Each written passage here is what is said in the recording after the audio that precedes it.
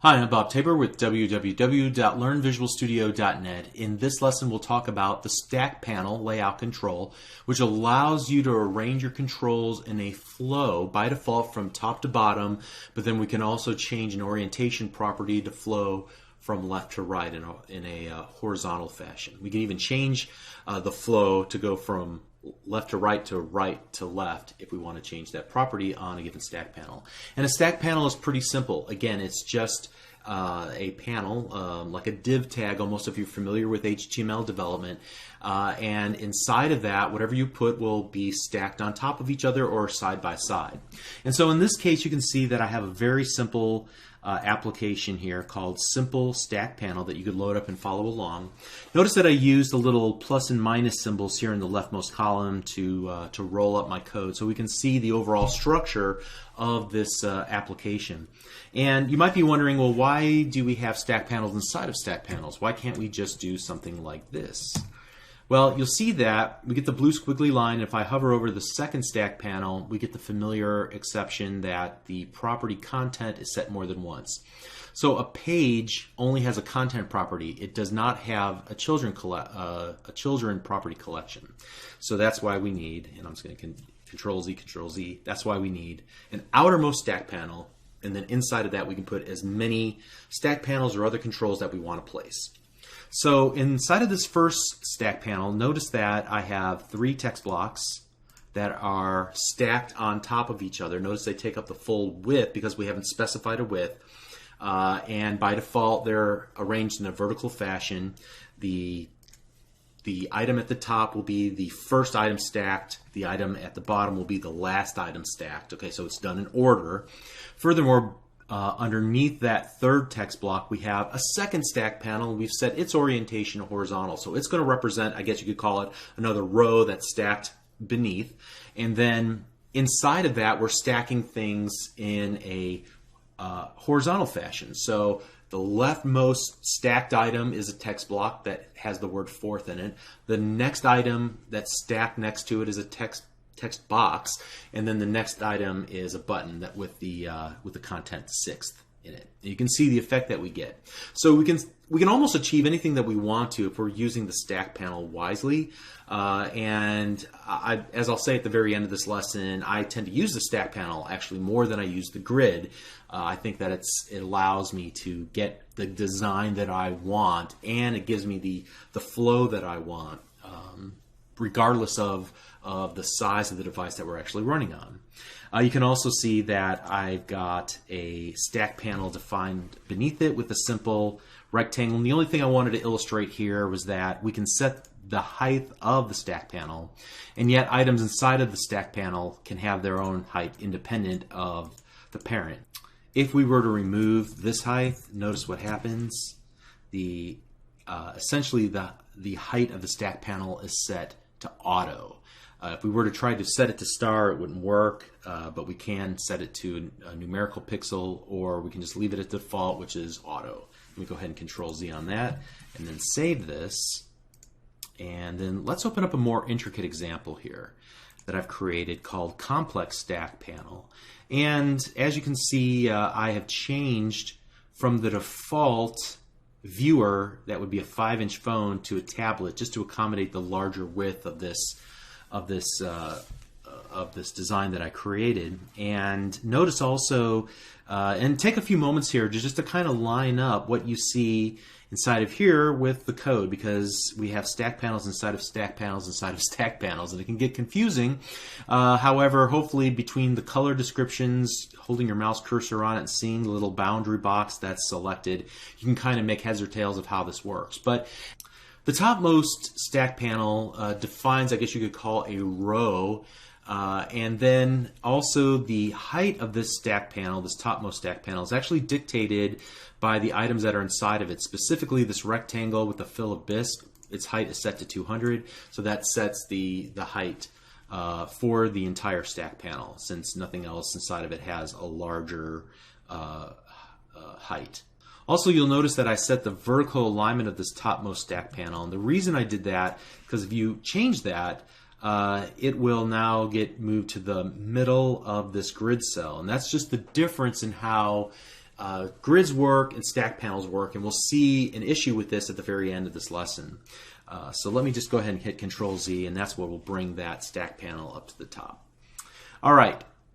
Since we're stacking horizontally here, I've added a stack panel that will be positioned right next to the right of that bisque color rectangle, and it will arrange items now in a vertical fashion. And so inside of that stack panel, you can see that I create two other stack panels that are oriented horizontally. So the intricacy continues until I have this series of rectangles that resemble something like a Frank Lloyd Wright diagram, something that he would have been proud of. Now, as we continue through the series, I'll use multiple stack panels to organize the various XAML controls, the various XAML elements on screen. And I've actually grown to the point where I prefer the flexibility of the stack panel to the rigid nature of the grid. And I guess that's just a personal preference, but I find that I can usually get what I'm after using stack panels and margins. All right. Now, one of the things that can help you out whenever you're working through an intricate amount of XAML and it's difficult to find your way around is this little document outline. If you don't see it by default on this leftmost side here next to the toolbox, you can go to the window. Actually, it's in the view menu. And if you go to other windows, you can see it is here, document outline. All right. So what you can do with this is just kind of make selections inside of this document outline, and it shows you kind of the hierarchy of items. We would call this a tree, a visual tree. And so by selecting each of the items, we get the little boundary box selection around it. Furthermore, it's kind of convenient whenever you want to make changes in the properties window and it's difficult to find the exact item that you're looking for just by clicking around. The other thing that we can do is actually hide items by clicking this left column on the right hand side to remove certain items from view. And then we can also lock items, which means that they can't be selected and therefore they can't easily be changed in the properties window. I think you can still make changes here though if we really wanted to. I haven't really tried that, but you can see that it adds this is locked equals true to the design time experience. Remember the D prefix here that said that this is ignorable at runtime, but it's used by the designer. Okay, so that's the utility of document outline, and sometimes I utilize this whenever I want to get at or view things isolated from everything else. Okay, so this last example I hope will illustrate a little gotcha and will help us to have a better understanding of the difference between grids and stack panels, and something that you need to watch out for and completely understand. So let me roll up this code here. It's almost identical to the first example that we used in this lesson. This time we have a grid that surrounds two stack panels. This first topmost stack panel contains 3 text blocks, first, second, and third, and then another embedded stack panel, orientation set to horizontal, and this time I just have 3 text blocks that will be aligned, or rather stacked horizontally. So we got 4th, 5th, and 6th. Below that, we have another stack panel with a rectangle inside of it. Now, in this case, you'll look at it and say, why is there so much space in between this rectangle and the bottom of this stack panel? What's going on here? And you might think, well, maybe what I could do is set the vertical alignment here equal top, and maybe that will help things out. And you're like, wait, I lost my first stack panel. You didn't lose it, actually. It's sitting behind the second stack panel, the one with the red rectangle. And so there's 3 things going on here at the same time, and this will hopefully help you to understand the difference between grids and stack panels. So some controls, like image and rectangle controls that set themselves inside of a grid cell, will be set to 100 width and 100 height by default. So that's also true of stack panels. When you put a stack panel inside of a grid cell, in this case the default grid cell, cell 0 or row 0, column 0, then the two stack panels are essentially, well, the first stack panel has set itself to 100 height and 100 width. Now the second stack panel has set itself to 200 height. But the second thing that you need to understand, that by default the content in a cell of a grid will be vertically and horizontally centered. So we have the second stack panel, and let's remove the vertical alignment. The default here would be center. And so you can see that it's actually sitting, the entire stack panel is in the center of that cell.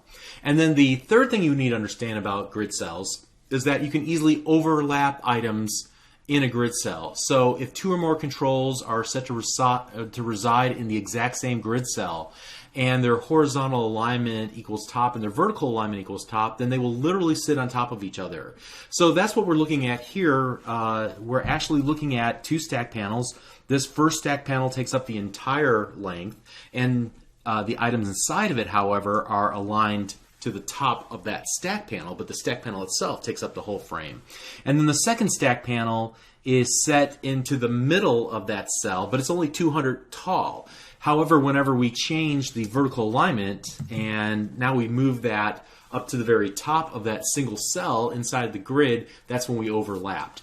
So just want you to understand that about grids and about stack panels, that stack panels will never ever allow you to put two of them on top of each other where you can't see the one that's kind of underneath it, whereas grid cells will absolutely allow you to do that. Okay, so there's a couple of different ways that we could rectify this. The easiest one is just to use stack panels as the outermost container here in this particular layout. However, you could also create two rows instead of just one row and put this first stack panel in the top row, put the second stack panel in the bottom row, and that'll ensure that they don't overlap. You could also set the stack panels, you could set its vertical alignment to the top, but then use a margin to push it down. That seems a little more fragile. I don't know if I like that idea. But there's a couple of different ways to still make this work, even though you're working with a grid. But ideally, you'd probably switch to just using stack panels. In fact, like I said a few moments ago, I typically use the stack panel just about for everything. I don't use grids as much as I used to, except to give the page an overall structure. And with everything else, I try to use stack panels. And so there is this special technique, however, that I learned when we talk about adaptive triggers and adaptive layout that utilizes grids to adapt from a desktop to a mobile layout that wouldn't be possible with the stack panel. So it still does have its usage. I just prefer in most cases to stick with the stack panel. Okay, so that's all that I have to say about stack panel. Hopefully that was helpful for you to understand it and how it's different from the grid. The next thing I think we need to do is step back for just a moment and review everything we've talked about up to this point, create a little cheat sheet or start that process that we'll utilize throughout the rest of the series of lessons. And then I want to give you an assignment and force you to write some code and cement these ideas that we've covered up to now inside your mind. And I'll give you the solution. We'll talk about all that in just a video or two from now. So let's start in the very next lesson with some review. See you there. Thanks.